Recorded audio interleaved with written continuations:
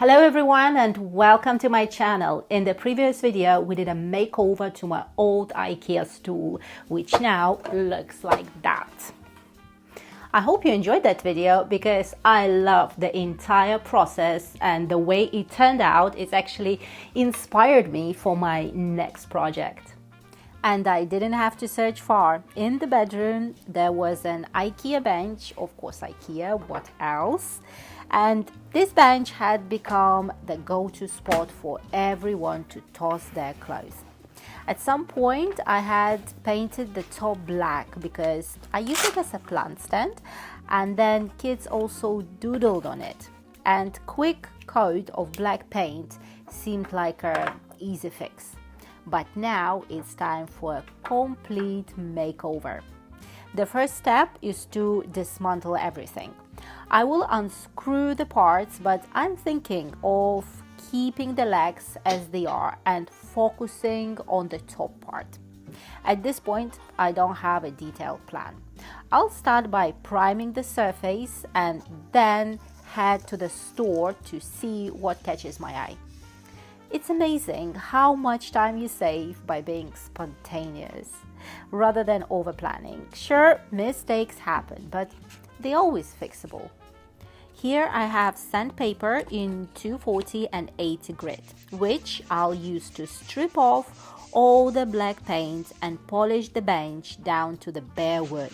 It's a time-consuming and quite challenging process, but we'll get there. Fortunately, I only applied one layer of paint and didn't prime it, so it's a bit easier. Now the old paint is removed and the surface is ready for priming. You can see over here the stains on the exposed wood that we uncovered. I've also lightly sanded around the legs, which I plan to refresh later with a wood preserver. For this project, I'm using bin primer. It's excellent for blocking stains, has low odor and just easy to apply. I'm using a paint roller to apply 2 coats to ensure those dark stains don't bleed through.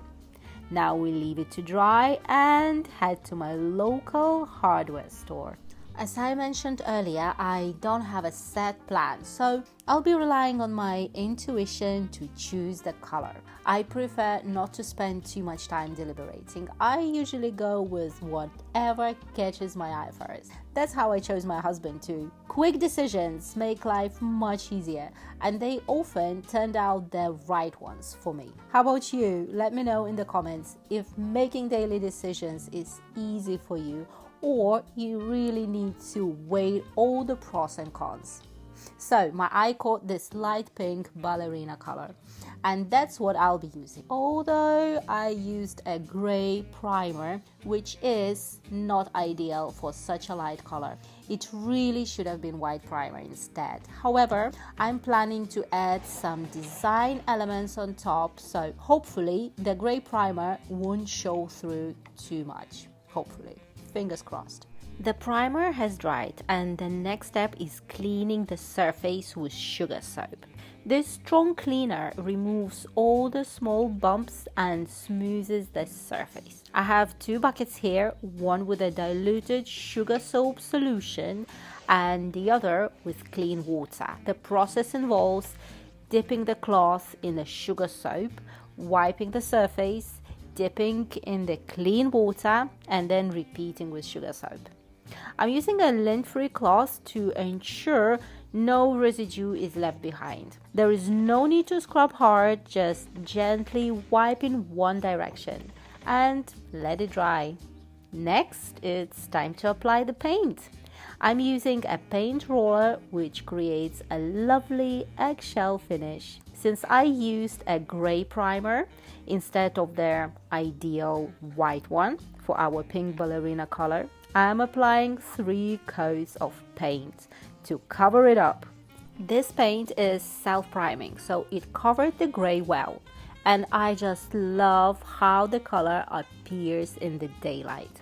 It will look even better after we add some colorful patterns on top. This is my workplace for the rest of the week. I like to listen to chill jazz while I work and sip coffee. This routine helps me to relax my mind and focus on my inner self, allowing me to process any thoughts I need to work through. When I start creating, I let my hand reach for colors without thinking too much. I begin by intuitively drawing a line or some shapes, which serves as the foundation for my artwork. Everything else I add will reflect, complement, and build on that initial line. Usually I draw smooth lines and shapes, but this time my work is turning out more edgy. I prefer natural, organic lines, but today feels different. I'm aiming for straight shapes. So I cheated a little bit with a masking tape and a cup to create more precise circles and lines. This shift in style reflects my thoughts about the upcoming trip with my family. I'm not a big fan of flying, and long trips with kids can be rather challenging. These worrying thoughts are manifesting in my doodles, which are sharper and edgier than usual. However, I'm trying to focus on the positive aspects, like the fun we'll have and how much we'll enjoy it once we arrive. But these patterns I'm creating just speak for themselves. Drawing sharp, edgy shapes in your artwork can reveal several insights about your current mental and emotional state. According to psychological studies, these shapes are often associated with tension, conflict, and a high level of energy or intensity. Sharp angles and jagged lines can suggest feelings of aggression, anxiety, or unease. This is because our brains subconsciously link these shapes with danger or alertness. Think of a spearhead or sharp teeth. Therefore, when someone frequently incorporates sharp, edgy shapes into their drawings, it may indicate that they are processing complex emotions or dealing with stressful situations. Additionally, shapes like triangles, particularly when pointing downwards, can symbolize instability and conflict. Upward pointing triangles are often associated with power and progression. The direction and nature of the sharp shapes can provide more context about what specific thoughts or emotions might be influencing the artist. Using intuitive drawing to explore these shapes can be a valuable method for processing thoughts and emotions. It allows for non-verbal expression of inner feelings, which can be especially helpful in understanding and managing one's mental state. The act of drawing itself can be meditative, helping to focus the mind and bring clarity to subconscious thoughts. Shapes and colors in art therapy are known to impact our mental state, often revealing underlying feelings that might not be easily articulated. If your current drawings are more edgy and sharp, it might be reflecting a response to stress or an active mind dealing with various challenges. This type of art can help you navigate and process these emotions, ultimately contributing to a better understanding of yourself and your experiences.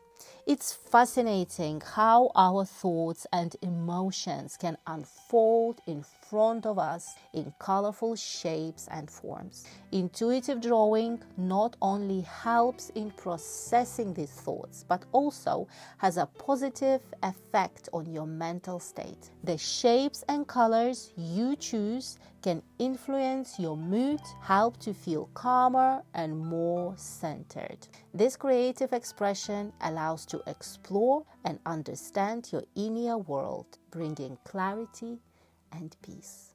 Here I have this universal preserver, clear, wax-free and solvent-based, ideal for exterior wood protection.